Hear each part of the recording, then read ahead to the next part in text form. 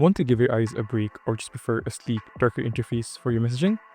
Learn how to easily enable dark mode on Viber to customize your app's appearance.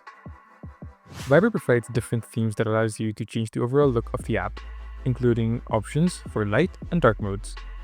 This setting applies to the entire app interface, not just individual chats. So, what you want to do is, from the app, first tap on the button by the bottom right that says More. There, go to Settings. Then under Settings, tap on Appearance.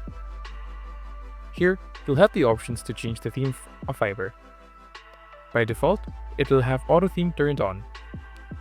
A little below that, you'll find two buttons side by side, one labeled Light, the other labeled Dark. Tap on the button labeled Dark to switch to the dark theme. And that's it!